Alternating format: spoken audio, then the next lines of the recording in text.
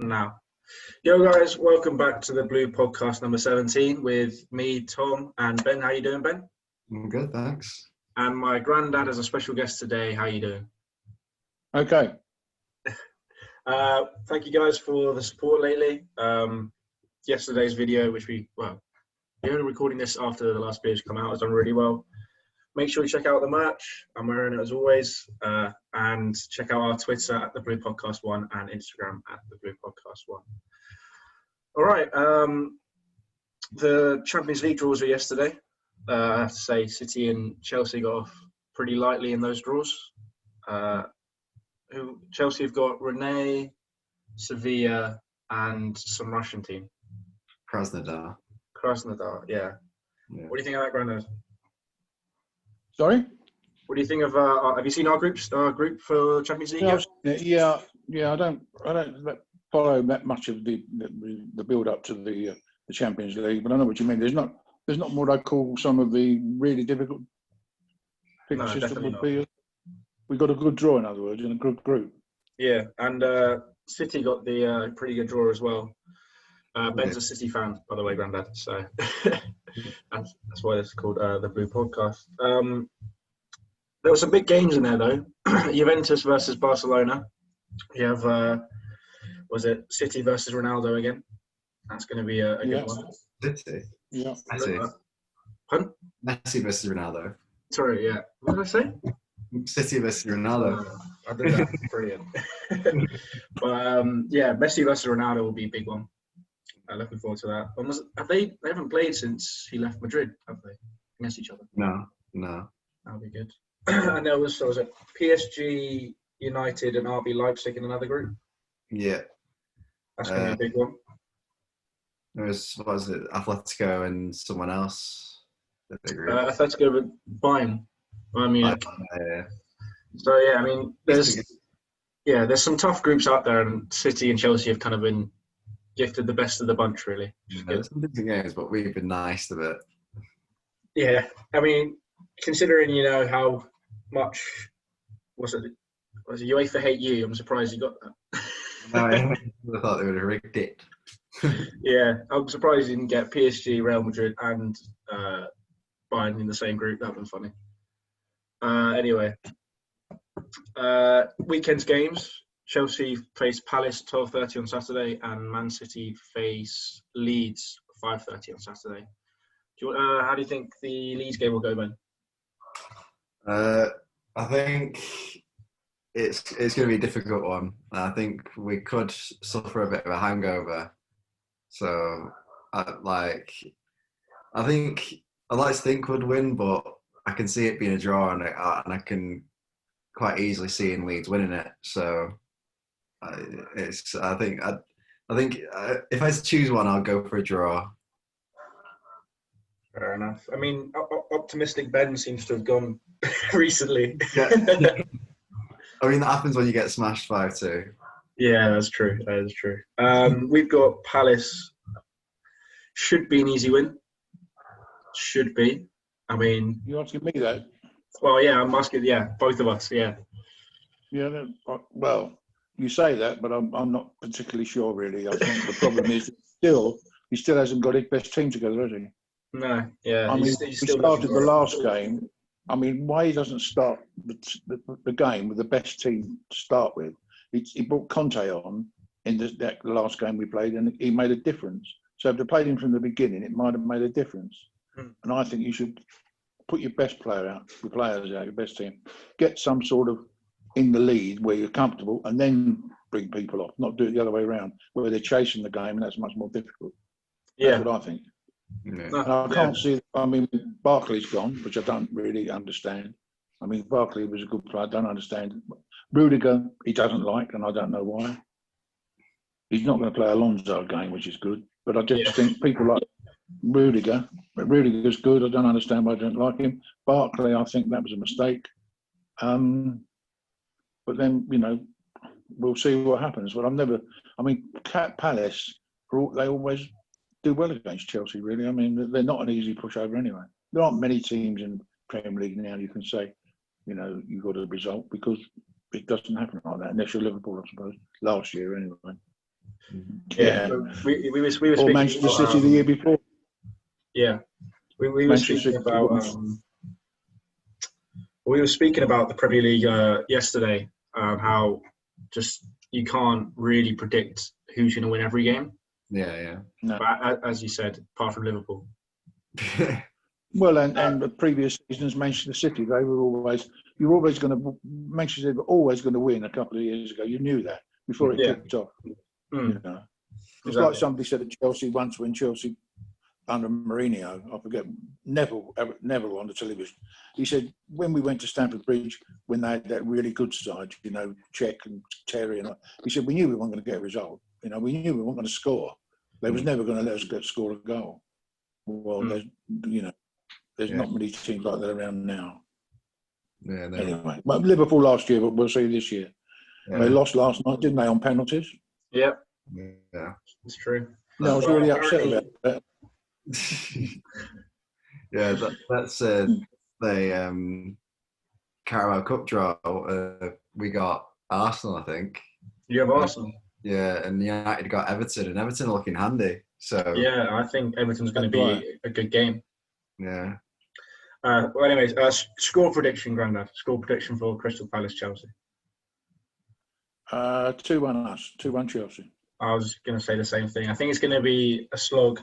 I'm predicting two goals from Chelsea in the first half. They'll get one back, and it's just going to be, you know, squeaky long time for the rest of it. Yeah, It's definitely. It's typical Chelsea in that sense. All right, well, that's enough of the update. I mean, we kind of did an update yesterday, didn't we? Yeah, just on the getting rid of Barkley and that. Aren't they doing that because they want Declan Rice? Definitely. Mm. But Yeah. Is he going to come? I don't know. Yeah. It is a gamble, definitely. And we want to loan off Ruben Loftus-Cheek as well.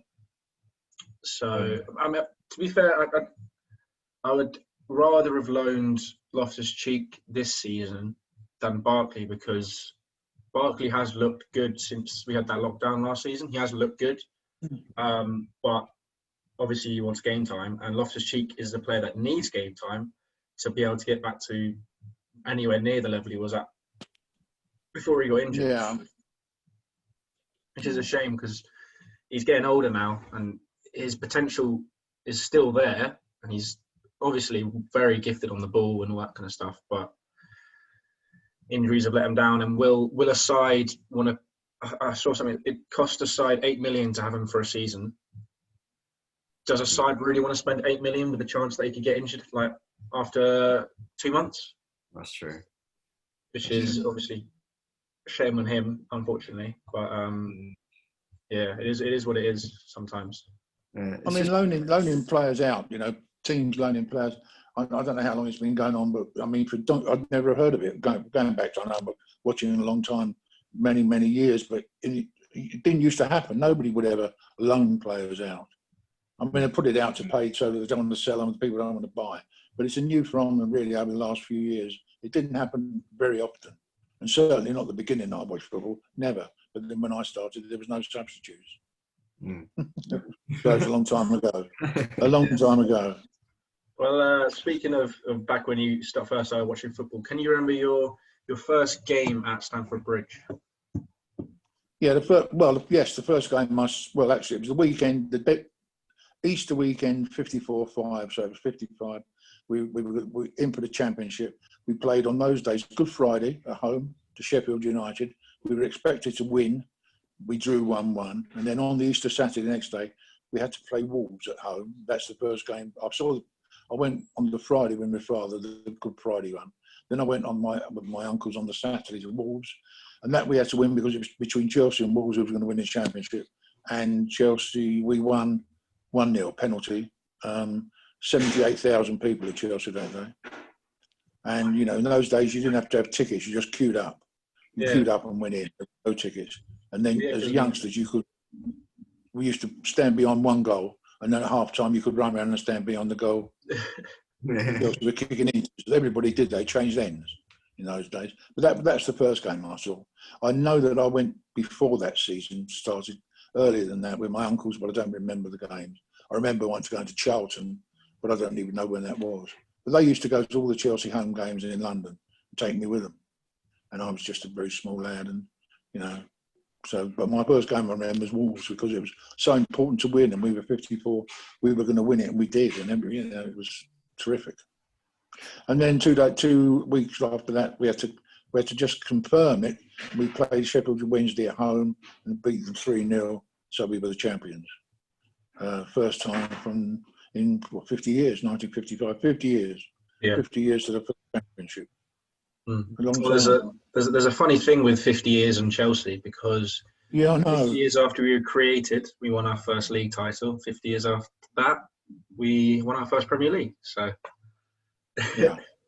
So it's 50 years after the 54-5 was when, I mean, that was Marino's first season with us, wasn't it? When he started. Well, we're not. Yeah. 50 years. So, yeah, that was my first, yeah. And those, I mean, it was a completely different game. Chelsea had that in that side that beat Tottenham, beat Wolves on that day. We had 3 amateurs. That's not professional players. They're people who've got other jobs, and they played amateurs. They played for big amateur sides, but they weren't professional. They were amateurs. can you remember their names? Yeah, Jim Lewis, Derek Saunders, and let me think. Derek Saunders, Jim Lewis, Les Stubbs. They were the 3 that played in that game. Jim Lewis played for Walthamstow Avenue. Derek Saunders played for Dulwich Hamlet, and the other one played for Corinthian Casuals, I think. So they were amateurs players, those guys. Mm. But yeah, they still managed to lift a trophy with Chelsea. Yeah, it is. Yeah. That wouldn't happen nowadays, would it? No, not at all. No. I mean, the Borough of Westminster, which was probably nearest thing to a home crowd. It is true, whether it's right or not, but they painted all the lampposts blue, and the base at the bottom, there was the base at the bottom, and then the big lamppost come out of that. The base was black with a white rim, which is Chelsea socks, and then it was blue. And everybody said that was because Chelsea won the championship. It was never said, but that was what they said. Could be good, couldn't it? It could be right. Yeah. Painted a lamppost as a celebration. Must have been pretty cool going around that area with all those blue lampposts when you were younger. Yeah, I did everywhere. There's still that today, actually. I went there when I went to the Tate Gallery only a few weeks ago. I went long past that part of Westminster where all my relatives came from, my uncle, grandfather, or your great-grandfather came from. And they're still blue. So whether it's Chelsea blue or whether it's Westminster City blue, we don't know. Fair enough. Well, one of my other questions for you was going to be, what was your first trophy? And clearly your first trophy was us lifting the championship in 54-55. How was that being a young lad? Very good, yeah, because you know, at school you took a ribbon if you're a Chelsea supporter because they didn't really do very much.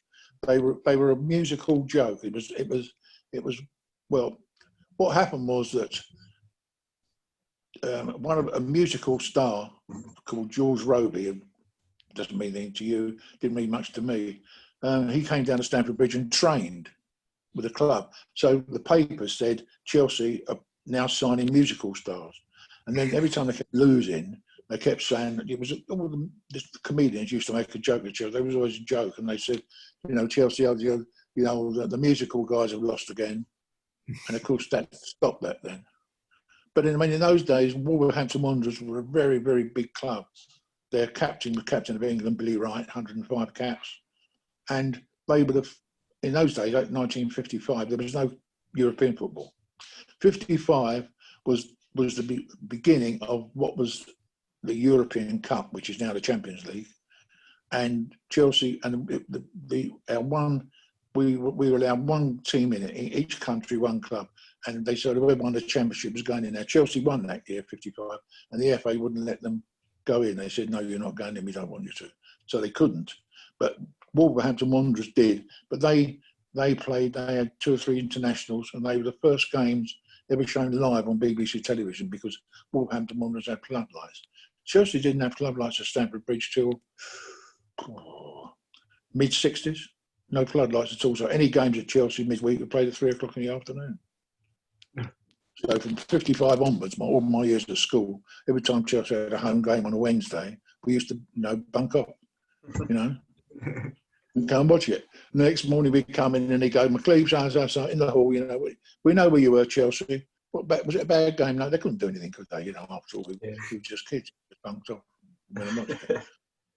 I asked my father, I remember saying the one game, because in that particular time, 55, 56, we drew Burnley in the third round of the Cup.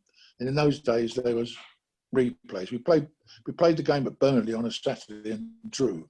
So I then knew that the Wednesday of the following week, replays were going to be Stamford Bridge on Wednesday afternoon. I said to my father, can I go? And he said, no, but I did. We drew that. We then went to Tottenham and we drew there. We then went to Arsenal, by which time it was Easter, and me and a mate of mine went to see the replay at Arsenal, Highbury, and we drew that. And eventually we went to Everton and we beat them. That's still the longest FA Cup title. Third round Burnley, four games. One game and four replays. Still the longest. Because now they don't do that, do they? Yeah. Chelsea Burnley, yeah. And not only that, always Chelsea games are really boring. Really were.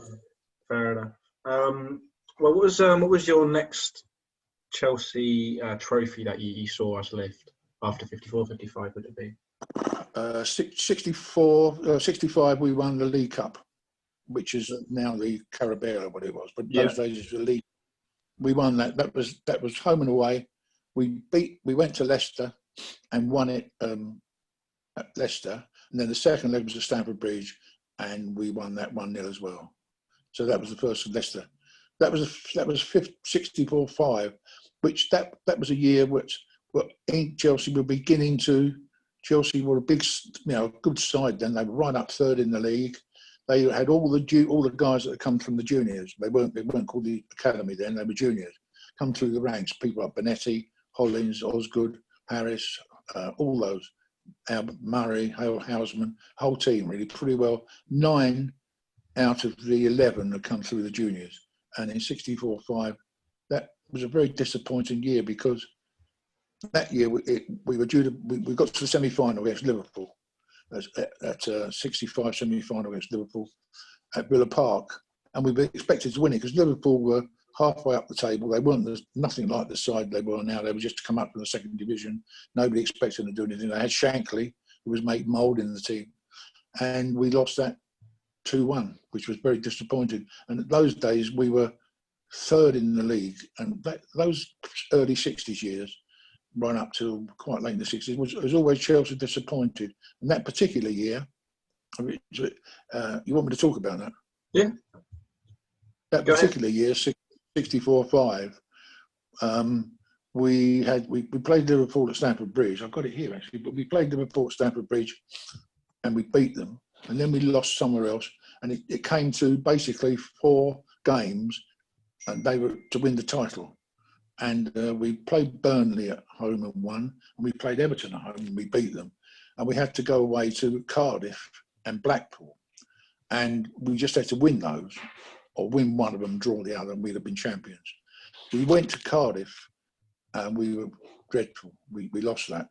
But they stayed up there because they were playing Blackpool 2 days later. Don't know why. They played on a Saturday and they're playing Blackpool on the Monday. And on the Saturday, we'd lost, and everybody was disheartened us. But they were in the hotel, and Tommy Docherty was the manager, and he said, "Right, I don't want you lads, just have a few drinks and go to bed." A little group of them, Hollins, 3 or 4 others, Peter Osgood. After 10 o'clock, when there was curfew, they put their suits on, went out the fire escape, went down and found a couple of clubs in Bournemouth, in Blackpool, to have a bit of a night out. And when Docherty came down into the bar at 10 o'clock, the boys were going to bed, and he was saying, well, because he knew the guys that were missing were the guys that would have done that. It was, Hutchinson, all those sort of guys, and Hollins, that would have had a drink. So he said, where are they? And they said, oh, they've gone to bed. So he thought, no, they didn't. So what happened was he went up to the bedroom, and by that time they got back and they come up the fire escape. And Holland they were in bed, but they had time to change. So he was in bed in a suit. And Doherty went in and he pulled the covers back in the suits. So he went round to everyone, they're all the same. So he said, right, you lot, breakfast. And he sent them home. And he sent them, it made front page news on pretty every newspaper. Chelsea players sent home from Blackpool for drinking after hours, drinking out. And we lost that game, Blackpool, and we lost the championship. We ended up, I think, five points less than Manchester United with the winners. And if we'd have won those two games, we'd have won it. And we should have won them easily, because Blackpool were fourth from bottom and Cardiff were about eighth from bottom. So they sent them home. It was quite a big thing, really. It broke the team up eventually, because that was 65. That Venables was on that side. He went to Tottenham. Yeah. And each one of the others play other place. But that was a very disappointing, because instead of winning the cup, the FA Cup, the Championship, and the League Cup, we ended up just winning the League Cup, which was okay. But I mean, but we promised so much more through the season, But that was prime Osgood, and the Cats, that kind of era. Yeah, I mean, you had Benetti, Hollins, Ronnie Harris, Alan Harris, Johnny Hollins, Peter Houseman, Chopper Harris, Tommy Baldwin, Peter Osgood. Hudson was just about coming into the team, Alan Hudson. Who else was in that team? Well, George Graham, all those sort of... Graham hadn't he come from Scotland? Eddie McCready had come from East Stirling, but he was that same age. They were young. Tommy Boyle came from somewhere from Scotland, but basically we're the side, all juniors. Yeah. So it was a very disappointing season. Actually, we didn't win. I mean, we didn't win the cup. Well, we won it in '70, didn't we? At the Battle of Wembley with the Leeds, but we didn't win. We didn't win anything else. We didn't win the league, till 2005, wasn't it? 2005, yeah. So when was it that we got relegated? Because that side obviously helped us get back up from the second division. You're talking about? We got Division 2, wasn't it? At some point, I can't remember when it was though.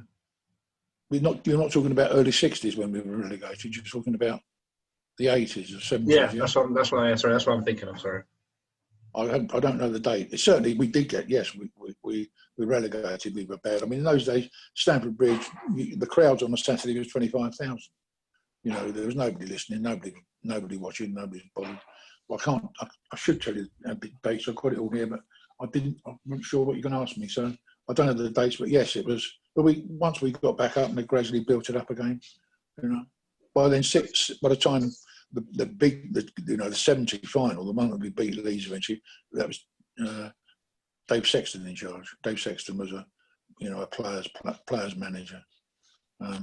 So yeah, we had quite a few player managers, didn't we? We've had Hullet, we've had Sexton, as you said. We've had, who was the Italian attacker? What's his name? He played with Zola, all that lot. Player manager. Sure. I can take you back a bit further than that. Yeah. Right, well, Ted Drake was in the 50s, but then during the 60s we had Jeff Hurst, who scored a hat-trick in the World Cup final. You ever heard of Jeff Hurst? Oh, yeah. Well, he managed Chelsea. A guy called Danny Blanchflower. He was the Tottenham manager, Tottenham captain when they won the double in 60. 60, they won the cup. First team for about 70 years to win the double. And that was Tottenham. That was Danny Blanchflower. A guy called Porterfield. God knows where they got him from. But in 1972, Leeds were absolutely flying. They were the Liverpool of today. And they came up against Southampton, who were in the second division in the fourth round of the FA Cup. And, it was on the television and people said, well, I'm not going to watch that because it's foregone conclusion. A guy called Porterfield scored the winner against Liverpool, and everybody went crackers, and he ended up managing Chelsea for a few months. But also ex-players managed. David Webb managed them. John Hollins managed them. Can't remember some of the others. Obviously, Tommy Docherty. He went on to manage United afterwards, didn't he? Who? Docherty. Docherty. Yeah. Yeah. Oh, Yeah. yeah. He went to United. Yeah. He had some He came down. He came down as a player. He'd been with Arsenal, in Scotland and Arsenal. He was the Scottish international. He came in towards the end of the 60s. You know, when what happened was that he came to Chelsea. We were relegated at the right beginning of the 60s, and we got up. There was a time between 63 and 64 when there was massive, very cold weather, and we played Boxing Day. And Chelsea had gone right up to second division, right up to Boxing Day. I think we lost one. We were way in front of the second division, and then it was shut down till March because you couldn't get. There was so much frozen. And when we came back in March, we continued playing, and we couldn't win a game. And we got to the last two games, and we played away at Stoke, and a guy called Tommy Harmer played a few plays. He got one goal, and then at home we had to beat Portsmouth at Stamford Bridge to win promotion on a Wednesday evening. And I went in with Pam, she went with me, and we won 7-0. And there's a big thing, the guy had on his, he had a baker's shop by Stamford Bridge, he had a big sign that said, if we don't beat Portsmouth tonight, I'm going to open a shop in Portsmouth and leave Chelsea. And that's put it in, and we won 7-0, famous victory. Yeah, so. Big statement game there. Yeah. All right. Well, spoken a lot about your earlier memories. You obviously, you were with me as I grew up during the early noughties, 2005, 2006. What was that like for you? When Ibrahimovic came in and we started winning pretty much almost every game, as you said. It's fantastic, it's fantastic because you've never seen football like it. And we had great players. I mean, the Chelsea team that had Duff on one wing and Adrian Robin on the other. That was a fantastic team. We were unbeatable for a while. We were fantastic, And Mourinho, his first stint there, he was good. He was fresh. He was new. He was a special one, as he said, and he proved it. And, he brought crowds to Chelsea. They were the days when you started not be able to get a season ticket. Everything was difficult, because everybody wanted to go to Stamford Bridge. But, yeah, so it was great to watch it. And to a degree it was, and it's still, I think Lampard will get it right and it'll be good again. It really will be good again. But all the managers, the foreign ones that have come. The guy at Everton, what's his name now? He won. Yeah, he was the manager when we won the European Cup, didn't he? When Di Matteo was the manager, or coach, as they call it. Well, he's already making a difference at Everton, isn't he? Yeah, massively. Yeah, well, that's because I would imagine because of him, because they just have the ability to tell people, they see things, otherwise they wouldn't be where they are. But, we got rid of him. What did he win? He won us that year. He won the league as well. He won the league. And the European Cup was Champions League and sacked him. I think it was the Europa. I don't think we won the Champions League with him because we won Champions League with Di Matteo. It's still that. Of course it was. Yes. Sorry. It's still that I think it was the season after you came second, and they're like, that's not. Yeah, that was it. Yeah, we won the league with his first season, and then we came second the next season, and we sacked him. Stupid. Crazy. That's right. Yeah. Yeah, of course you're right. And Matteo was the manager when we won the European Cup of the Champions League. Yeah. Yeah, I remember being in Peaks Road with you, Grandma, Millie, and Mum, watching that. That was something. Yeah. When Drogba took the penalty. Yeah. When we lost the Champions League final to Manchester United on John Terry's penalty. Yeah. On Chelsea's penalty. Well, if you read that, Chelsea had sorted out. Chelsea already knew who was going to take the penalties in what order. They already, it had already worked out. And Terry wasn't going to take the fifth penalty. But when it got to the stage where... Yeah. What was the game he was playing in? Yeah, so he got sent off in the semi-final against Barcelona the game before. Yeah, no, but he took a penalty in the Champions League in the Champions League final, and if he'd have scored it, we'd have won it. Yeah, in 2008. Yeah. Is that right? Yeah, that's correct. Yeah, and then Anelka missed Yeah. his after that as well. Yeah, but they'd already decided who was taking them, and because Terry was playing, wasn't he? And he was not down to take a penalty. And when it got to the last one, all they knew that if all happened to Chelsea, they had to score that penalty, and we'd won the European Cup with the Champions League. And Terry said, "I want to take it because he was captain and he wanted the glory, and he missed it." And the great thing about that is that the one person on the Manchester United side that had missed it was Ronaldo. So if he'd won that, it would have been Ronaldo that lost in the Champions League, which would have been fantastic. But unfortunately, he slipped. Yeah, that would have been something. Yeah. All right. Well, what do you remember of the kind of the Zola era? Take you back a little bit further than 2000s. What I remember, well, just that he was such a fantastic player. Wimbledon played Chelsea in a FA Cup semi-final at Highbury during that period when Zola was playing, and because I could get these tickets at Wimbledon, I got about 6 tickets. All that crowd of Wimbledon guys were in the stand. We had the great seats, and I got 4 or 5 for Simon, your dad, Andrew. I think he was there, and Pulley, and I mean Chelsea just wiped the floor with them. Hullet was the manager. Yeah, and he set it up so much that Wimbledon, that were a good attacking side, that only got behind the defence once. A guy called Neil Ardley got behind Chelsea's defence once, and that was the only all game. Otherwise, they kept them out. And that was the goal where Zola scored a goal from behind his foot. He went and let it run, and he flicked it. You know the one where he flicks it from behind. Somebody got a goal like that just recently, in about the last couple of weeks, where it rolls past one leg and he flicks it with the other. I remember the goal. Was that Vardy? Yeah, Vardy. Was that against City as well? Vardy. Yeah, it was Vardy against Manchester City. It ran past one leg, and as it went past, he flicked it with the other. Well, Zola got that against Chelsea, and everybody went, "I missed it. How did he do that?" We were in Wimbledon. How did he do that? You know. So yes.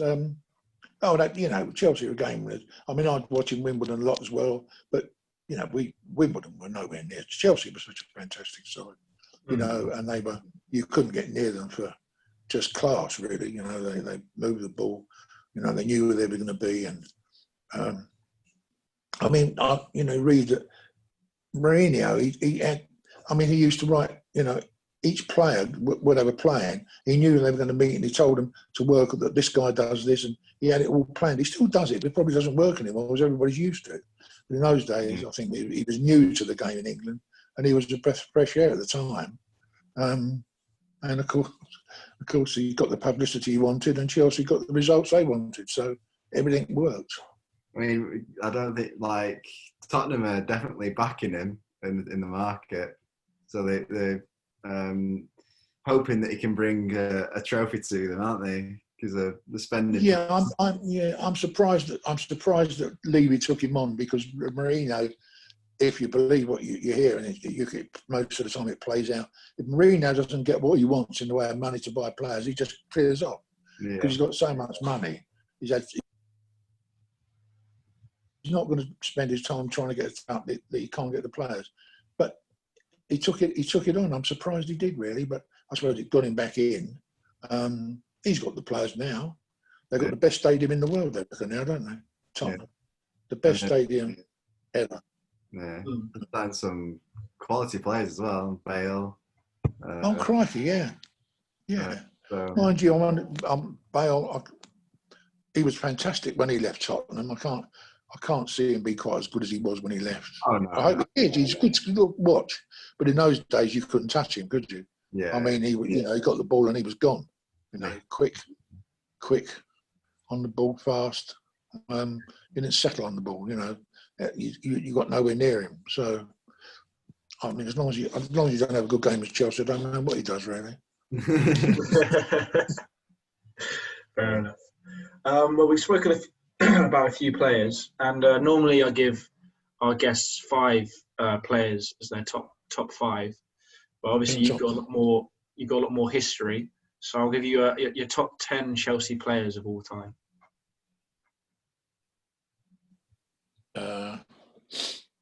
Chelsea top players. Well, Peter Osgood. Yep. Alan Hudson. Mm-hmm. Roy Bentley. Yep. Zola. Of course. 4. Yeah, I'll count. So many, really. John Hollins. Oh, Ray Wilkins. Mm-hmm. 6.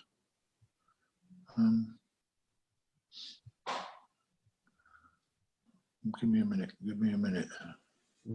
Peter Bonetti.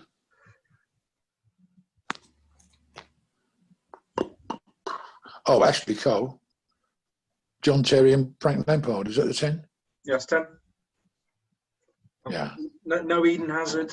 No Drogba. Oh, yeah, I forgot that. I mean, yeah. Yeah. Yes, I mean, he's up there with a lot, isn't he? He's up there with, Osgood and, yeah. I mean, a few more ones snuck in at the end. Yeah, they let the Lampard, Terry, Ashley Cole snuck in at the end, which was nice. Yeah. It's just there's so many going back so many years. You think, then of course you come right to Lampard and Terry were that side. Lampard, Terry, and Cole were fantastic, weren't they? That side. Yeah, they were like the core of that side. Mm. Yeah, and checking goal. Which I think is what Lampard's actually kind of trying to build with his current Chelsea team. He needs to find that core, and he's hoping obviously he gets that with Chilwell, who's 24. He's hoping he can get a core with him on the left. He wants a solid keeper with Mendy. He just hasn't quite figured out the core of the Chelsea team, which is the issue. Yeah. Currently. Well, that's right. But I mean, because they had it sorted, didn't they? I mean, every time you hear about defenders in the modern era, you put top 3, but it's always Terry because he marshalled the defence. He told people where to be. Every time Chelsea, their last game, Chelsea let one in. The guy who scored it, his marker was standing in front of him. He's coming from a corner or coming. Instead of the marker being, the marker stands next to goal side of the man is marking or behind. Don't stand in front of him. And the ball went over his head, and I forget who scored now. It was the last game, I think. Yeah, it was Lamella scored, and he wasn't marked. Yeah. No, that's right. I mean, the guy marking him was in front of him. He should have been behind him. Whereas Terry would have told him where to go. He organised his defence there. Yeah, it was Emerson. That was the thing. Because Chilwell isn't quite fully fit yet, and he played his 65 minutes, then got subbed off for Emerson. And I thought Chilwell had a really good game when he was playing against Spurs at left back. But then obviously Emerson, coming on as a defender in a game can often be risky, because obviously might not be up to the speed of the game yet, which I think was what happened with Emerson, and he wasn't marking his man for that game. Fortunately, yes, it's a bit like you could compare it to City losing Company to an extent. So you've lost Terry and never replaced him, I guess. Yeah, because it's difficult. As you say, you can't replace Company, can you? No. You will do maybe, but you've got to be lucky. He was great. He was a good influence at Manchester City, wasn't he? Yeah. He was the guy that organised. They played around him, the same as Terry. Yeah. So they both lost that core in the defence, which is key. But whether you can replace it is another thing. But, the other guy that I missed out of the 10, Jimmy Greaves. I should have meant Jimmy Greaves. He was probably on the top 3 I ever saw. He's still did you the mention most Kerry goals. Dixon? Yeah, not in the same. I mean, there are players. He was good. He was good in it. Yeah, I suppose there are so many. 10's not very many there. Tom's not enough. Tom, you should have said more than that. I should have given you 50 to pick from. Yeah. I mean, one of them you mentioned, Hazard, is having a bit of a stinker at Madrid at the moment, isn't he? He can't get it right, can he? No. I wonder if Hazard will come back to Chelsea. Yeah. I mean, he can't get it right, can he? Every time I look at the page, I don't watch the games, but I read it, and he can't get it right. He hasn't got a game at all. I know. I mean, at Chelsea, he was unplayable. ball at Stamford Bridge, wasn't he? Every time he got the ball, you know, it was going to end up in the net, you know. So, don't know. Very strange, isn't it? You might find Bale does the same. Well, we hope so, because Chelsea don't like Tottenham. Yeah, I have made that very clear on this podcast that I do not like Spurs. Very, very clear. Tottenham is we didn't like these. Chelsea, but Chelsea never lost to Tottenham, and the Chelsea play. Everybody called it three. It was White Hart Lane, and Chelsea called it 3 Point Lane. We always took 3 points from White Hart Lane. Not so much now, but we did for a long, long time, years. You know, years. I bet Hazard's starting to think he's made a mistake now, to be honest. Well, probably, yeah. You know, I don't know why he went. Everybody said you got to go, you know, all the rest of it. But I wouldn't. If he came back, he'd come back to England, wouldn't he? You know, he would. Yeah. It's one of those cases where a player, one of these top clubs comes in, and it's like, oh, your head gets turned. Yeah, that's right. You move into a top club where the fans aren't going to love you as much, so you might as well stay at the club, a top club that you're at, where the fans love you. So in turn, you're going to play better football because you feel loved. Yeah. I suppose some of the players we're talking about, like Hazard, they want to have gone to Real Madrid, Juventus, Inter Milan, AC Milan, the great clubs, you know, the big clubs. Yeah, that's where they want to go. You know, I mean, the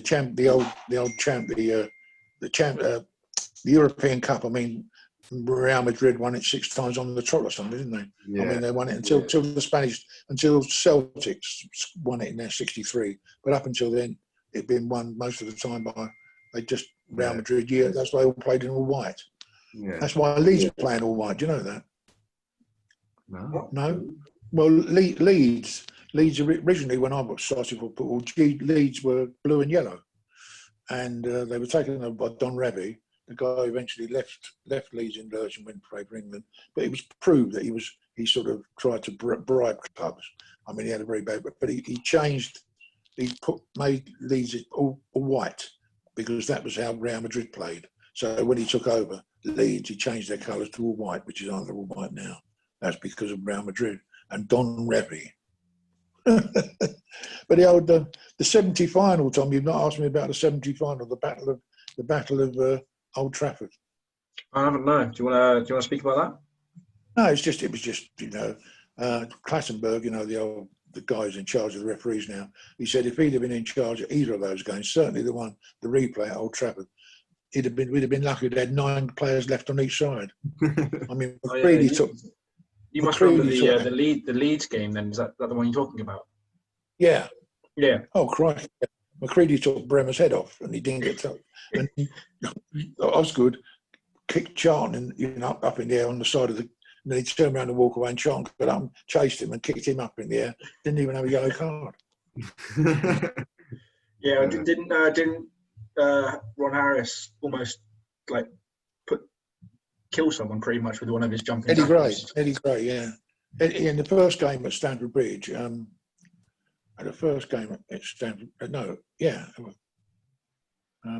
get it right. No, the first game at Wembley, David Webb was right back and Eddie Gray was left, and Eddie Gray was fantastic. And Eddie Gray ran him ragged, you know. He absolutely ran him ragged, and they should have won that game, really, Leeds. And when we came to replay, what he did, he moved David Webb to the forward line.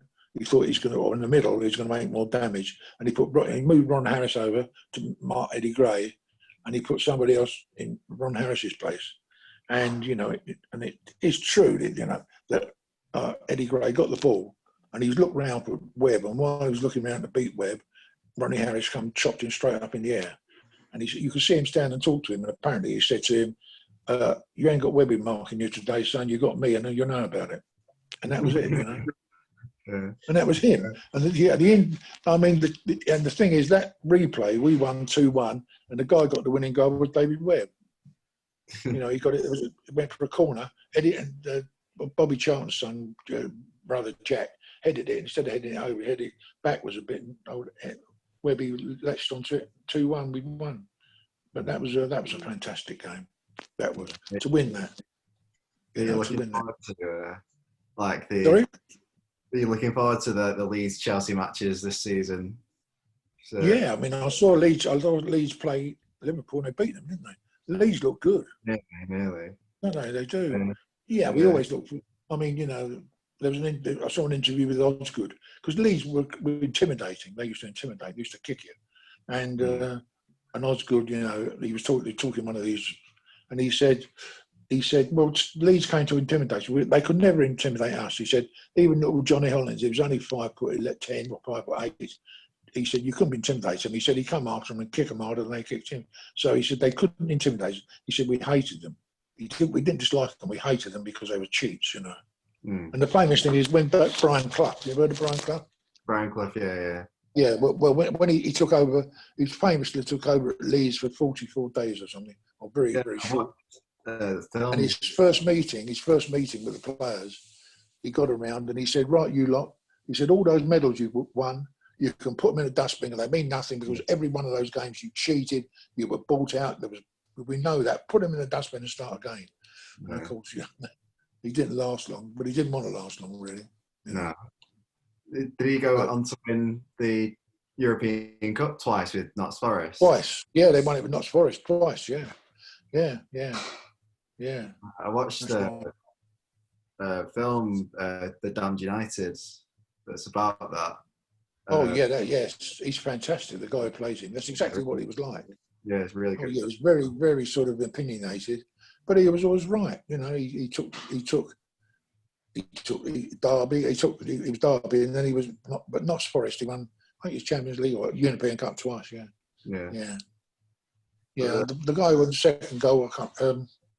He was the first £1 million footballer, but he went for £995, something like that. They wouldn't make him 100. It's like when Jimmy Greaves left Chelsea in 1961 and went to Milan, and he didn't pick. He wanted to come back, and he went back to Tottenham.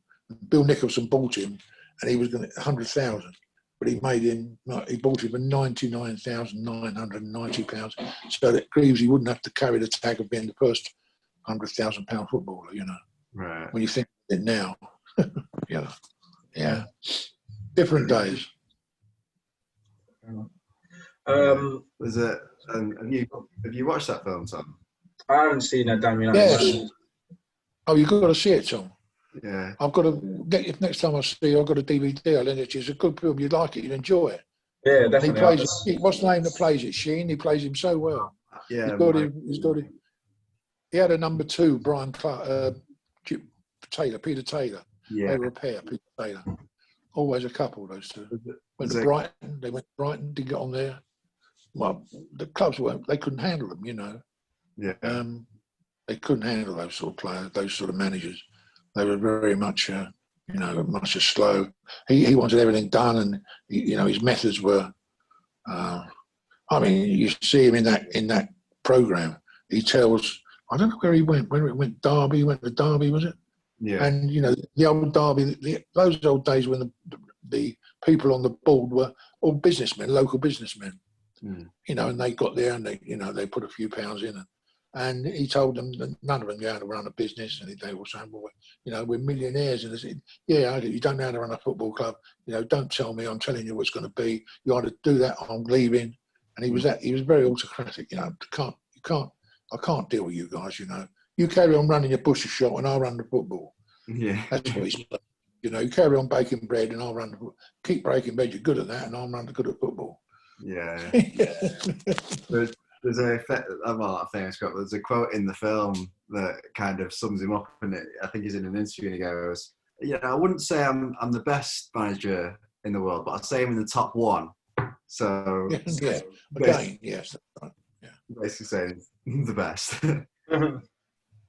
I'll definitely add that film to my. I've got a bit of a watch list going on with these podcasts. I've got some films I need to watch.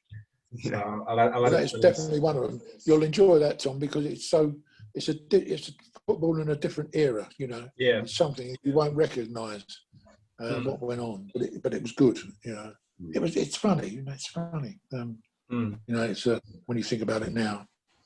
Yeah, yeah. The 70 final. I mean, Chelsea were we were 1-0 down. Jones clocked Bonetti.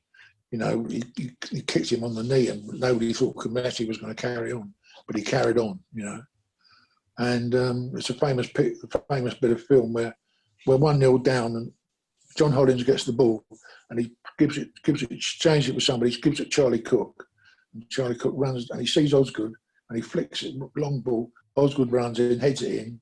The first thing Osgood does, he gets up and looks at the linesman to see if he's offside, and he wasn't. That was 1-1, and from then on, it was all Chelsea. You know, fantastic game.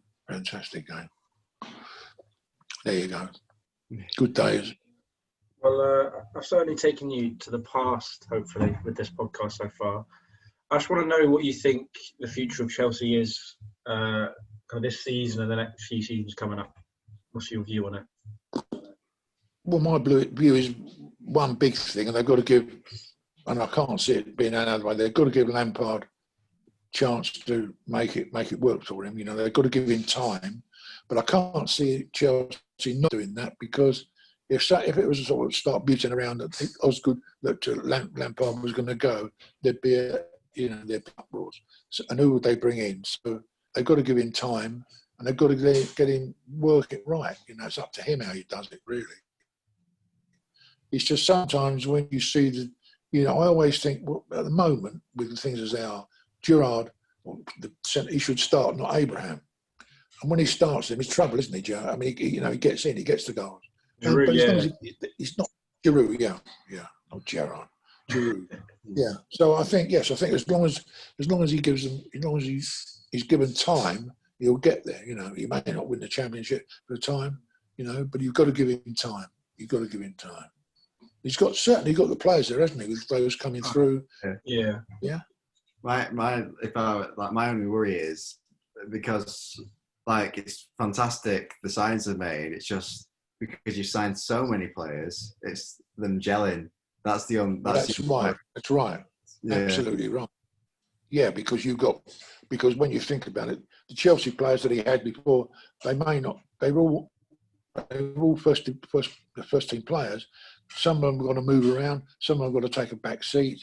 He's got to move them in. And if he puts one of the new ones in, they don't do well, then the person who's started his position is thinking, well, why is he playing him? And I can do better than that. So you're right. It's got to be all got to be bedded in. It's very difficult, I would have thought. He's finding it very difficult. We know, don't we? Because we're not getting the results we should get, really. Not with the amount of money we spend. Yeah, it's just whether it takes a short amount of time or a long amount of time.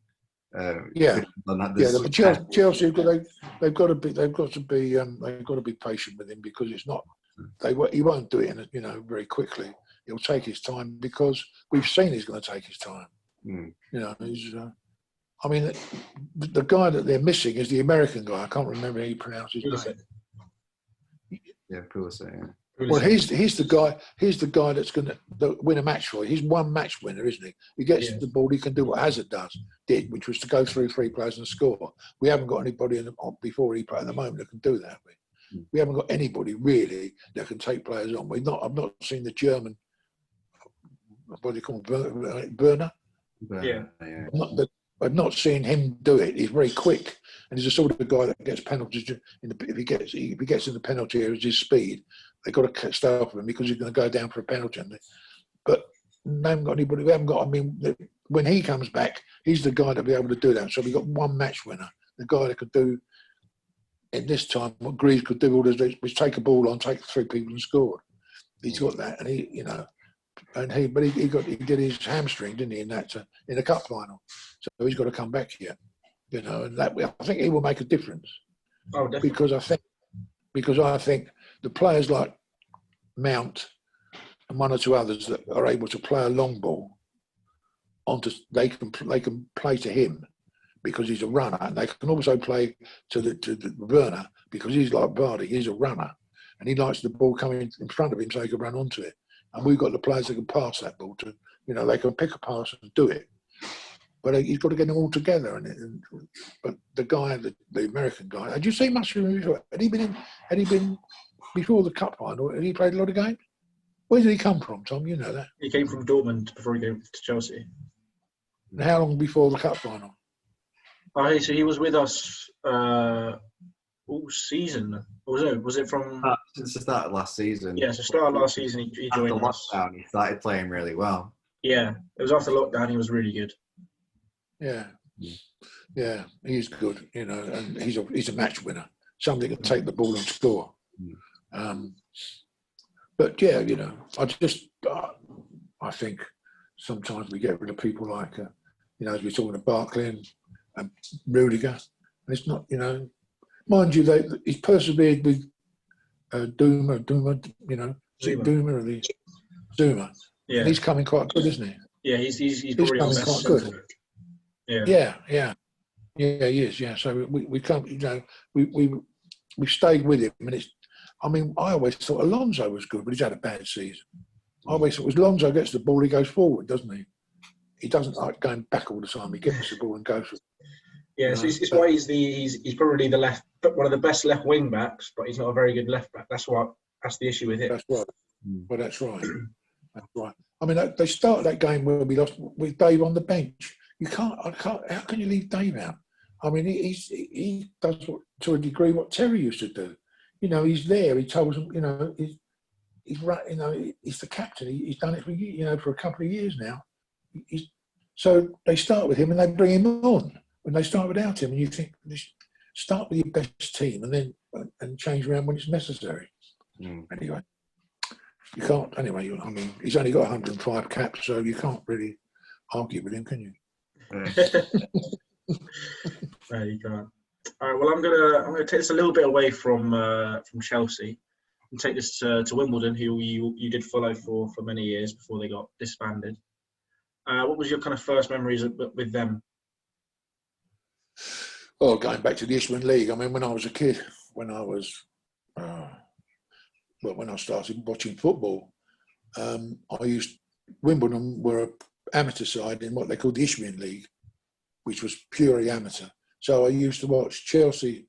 Chelsea were the professional team, and Wimbledon were the amateur team. So I followed Wimbledon and I followed Chelsea, and that was it really. I mean, and right the way through. And then when the first game they played I remember there was a big thing to get them.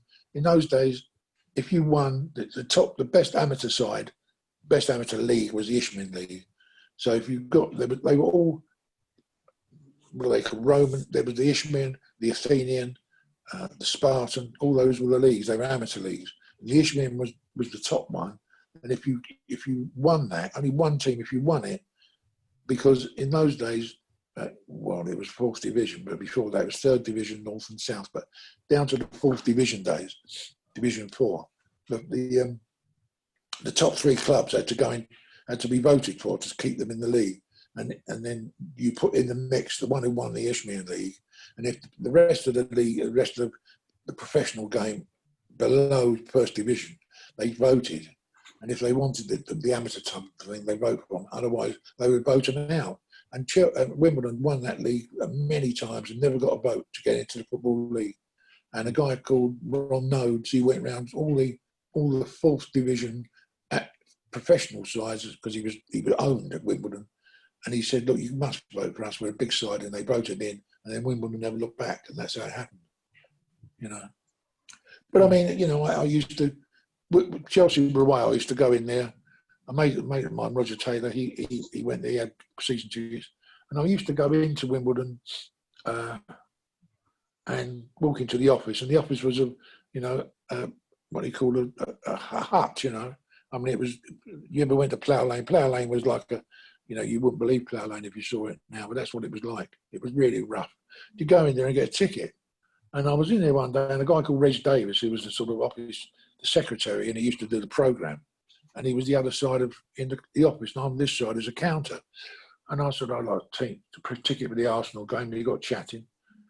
And he said to me, how many years ago is it? I mean, they won the 88 Cup final against Liverpool. They beat them, you know. So it's a long time ago, 80s, middle. He said to me, do do you know any Wolverhampton Wanderers players? So I said, pardon? He said, well, I've got a right thing for the programme. We're playing Wolves. Do you know any? I said, how far do you want to go back? So he said, how far do you go back? So I said, well, back to 54-5, Billy Wright, Johnny Hancock's, Bert Williams. He said to me, how do you know those? I said, I play football. I said, why Wolves? And he said, well, I played for them, so they're managing. So, and then the next home game, I went in there again, got a ticket. And he said to me, come round this side and have a cup of tea. So I went round, sat down, had a cup of tea. And he said to the man, the secretary come down. He said to him, I forget his name now. He said, we're home to Sunderland on Saturday. Guy, what this day wants this day. He said, give him a ticket. So I got a free ticket. And I used to go in there through the week because it was on the way home. You see, I used to do most of my business up in Clapham. And on the way home, I passed Plough Lane. I used to go in the ground, park up, go and sit in the office, have a cup of tea, have a chat. And I got to know everybody. And that's how it built up. It built up.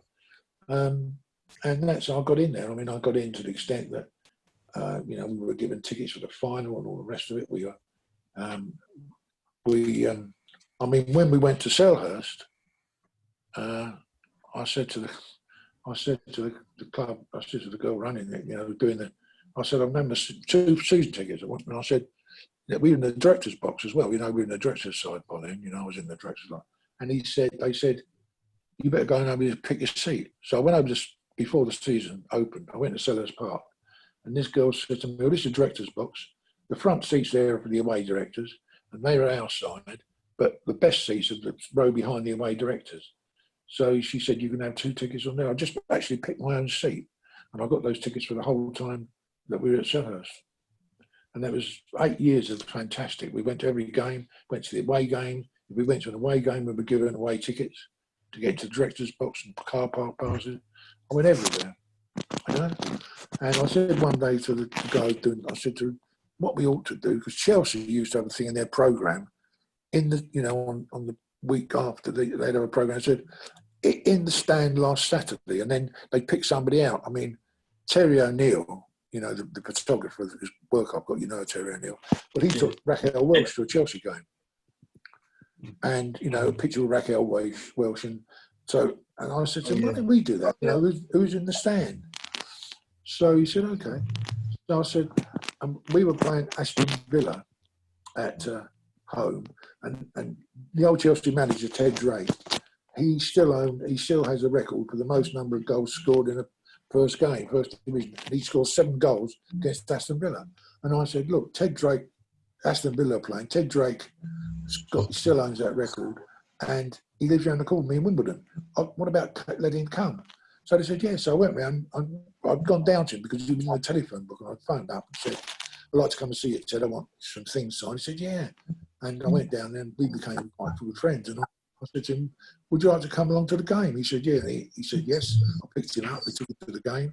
When we got there, a lot of the people in the director's box, the older people, knew Ted because he played for Southampton. He played for Arsenal, as you know. He was in the 30s, a great Arsenal side of the 30s. He scored the goal that won the 36 Cup final. He played about 60, 70 games for England. He played first-class cricket for Hampshire. And Ted come in and said, why are you here? Well, Dave's brought me. So Ted was in, and then Malcolm McDonald, who's a bit later, somebody knew him, we brought him in. And I've got all the old programmes, I didn't sort them out for you, but all the old programmes in Wimbledon, it's got who's in the stand this time. There's pictures of these guys. Ted, Malcolm McDonald, I can't remember some of the others.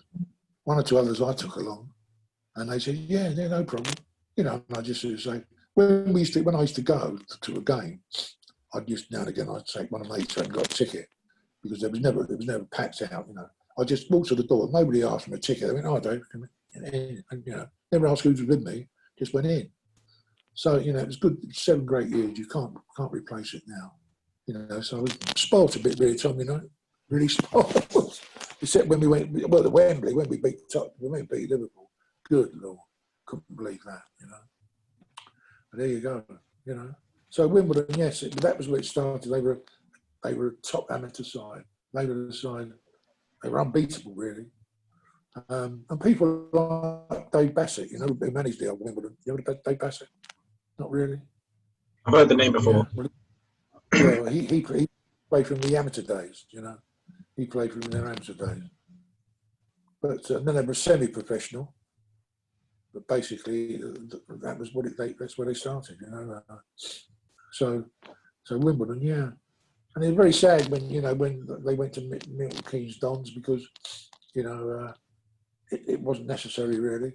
And they're not doing as well at AFC now. AFC are doing quite well, aren't they? You know. But if you'd have been around in those days, Tom, you'd have been with me every time. We'd have just gone in. I'd have got to know you. Oh, Tom, here's your seat, son. Yeah, okay. What do you want? You ask you what you want at half time, you know. What sandwich do you want, you know? Tom, you'd have been with me, no problem. you think I'm joking. You think I'm joking, Tom, you would have been, no problem. You know, we went to Southampton once and we won. We went to Norwich once, to Watford, and we had a box, you know, all the Wimbledon guys, all the Wimbledon higher up, we had a box, and we had a raffle, and we asked for a raffle ticket, and they, you know, I forget what it was. Anyway, they gave out the numbers, and it was for whatever it was, and nobody could claim it. And then you know your box, you went out onto your balcony, you know, you go out, you know, seats in front to watch the game. You go back, well, you want something to eat. You in a box. It was cold, you know. And I went out, I think, and it said, you know, number 431. We still waiting. So I went in and I said, anybody got 431? And it was Pam. So I said, you won the raffle. So she said, you're kidding. I said, no. And it was about £300, you know. So we'd had a big meal there. So Pam made paper. She said, we'll pay for all the wine. So we went there, and we beat them as well, which wasn't. And then we went to Southampton. We went to Southampton, Wimbledon, to play at Southampton. I went with them, and doing their, what do you call it? The old guys that play, that do the hospitality. You know, they go round, and Osgood was doing it, and you know, the famous picture of Osgood in Raphael Welsh's gear. Have you heard that story? No. No. Well, Terry O'Neill they were working on a film. Terry O'Neill took Chelsea to Chelsea to Stamford Bridge, and she was looking round, and all the players were going. And she said to Terry O'Neill, "Who's that guy? That's Peter Osgood. He was a tall guy, you know, strapping, good-looking guy." She said, "Oh, you know," she watched him, see, and then at half time, Terry went to the dressing room. He says, "Osgood, she'd like to meet you," and all the rest of it. So the boys were wrecking him, you know. So every time, when he went out on the pitch, Osgood, he looked up and he waved to Raquel, you know, and she waved back. What's going on, you know? Anyway, on the way back, it's a true story. On the way back, he was in a cab, Terry, with Raquel Welsh, and they went along to a sports shop in Battersea. The sports shop was run by Frank Blunstone, an old manager, an old player there, and Peter Bonetti. And he bought a set of Chelsea gear, shirt, shorts, the number 9 on, socks. And then he had this big idea that what he'd do, he put Raquel Welch in the gear and he'd take a photograph of her. And he took several, her once holding the ball, once with a foot on it. He got a you know, a holster, you know, a gun and holster, you know, the gun like Westerns, put it on her, took all the big series. And everyone went, oh, I've got 2 or 3 of them here, you know. I'm not framed, but I got them. And I went to one, there was a fundraising thing at Stamford Bridge, you know, for charity. So I went to Terry and said, "Look, Terry, you know your picture." I said, "Yeah." I said, "You know, I'd like a copy. We've got a thing. You come along. I can't do it, mate. I'm working." Okay, and he gave me the picture, big picture of him, Aussie in Aussie's gear, signed it, and it went for raffle day about £600 something. And then a few months later, there's another one, and I phoned him up again. And I said, "Terry, I still haven't taken." He said, "But I'll come to Chelsea, don't worry, mate." And I said, you know, he said, "Well, come, I'll give you another one." So I said, "You can't." I said, "Yeah, what's wrong?" So I went and got it, signed it. And that time, I got Ozzy to sign it. I got to and Ozzy signed it as well. And it went even more money, you know, it went for a lot of money. And then about a week later, the phone rang, it was Terry. He said to me, "Ah, mate, what are you doing?" I said, "You listen to the radio?" I said, "No." He said, "Osgood's died." I went, "What?" And he said, "Yeah, he's just dropped dead in Chelsea or something." And he died. So, and he said to me, "Did you get him to sign that picture?"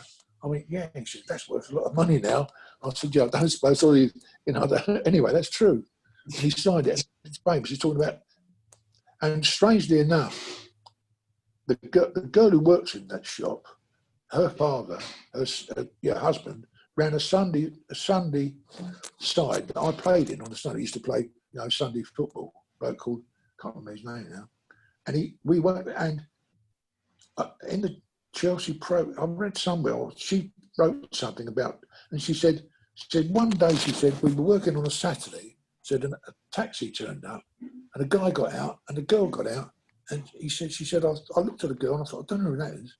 And one of the guys there said, let's Terry O'Neill, the photographer. Anyway, when they went back, so they bought the gear and went off. And she said, one of the girls said, that was Raquel Welch. She said, what are you talking about? She said, it was Raquel Welch. And she said, in this article she wrote, she said, we were right, because many, ages later, there's Osgood in the paper with this picture of Raquel Welch in Chelsea's gear, in Osgood's gear, which was right. Look, Tom, when you come next time, I'll show you them, yeah? Yeah, definitely, yeah. Be interested in those pictures. Yeah, it'd be very interesting. Huh? Yeah, it'd be very interesting to see that. Definitely. Huh? I'd definitely like to see that. Yeah. So they're all little bits and pieces, aren't they, I mean, Bonetti was that, and Bonetti, he sold Bonetti gloves, with sticky gloves. And he actually sort of designed those, and the first goalkeepers wear that sort of glove. And they were sold at his shop in Battersea, bottom of Battersea Rise. So, anyway, Tom, I don't know if it's the sort of thing you wanted to hear. No, yeah, you've spoken a lot about your history and all that kind of stuff, and it's been really interesting to listen to. And fantastic. Thank you for coming on. It's been an honour. Thanks for asking me. Yeah. Put me on your page. Yeah. Well, this will probably be out on Saturday or Sunday. This podcast. Okay. I think I'm going to release it then. I'll send you the link, of course, if you want to listen. Hi. Yeah. You there? Can you hear me? Yeah, I can hear you. Yeah. Anyway, good luck. Good luck. I hope City do well. Yeah. I hope they do well. Not when they play us, but let's hope they do well. Yeah. I think the main difference, between now and the past, is there's a lot more of a connection to the players back then. Yeah, I mean, Grandad was saying he knows he's met some of them now in the past and stuff, whereas nowadays they're a whole kind of separate breed almost. Yeah. Oh yeah. Yeah, I mean, in the very old days, I mean, when I really started, some of the players used to come to the games on public transport because they couldn't afford a car, So, but I do like your manager, I like him. He's a very fair guy, I thought, he's a very good man. I like him, yeah. So I hope he does well. I hope the ones I just hope Liverpool don't keep on winning it because it's boring in the end. True. Anyway, well done. Have a great season. Thank you, Coach. And for everyone watching, thank you for watching. If you got this far, leave a like and subscribe if you're new around here, and we'll see you guys. I hope I've spoken about what you wanted me to speak about. Yeah, no, absolutely. You hit the nail on the head. Cheers, Grandad. Bye. Okay, John. Bye.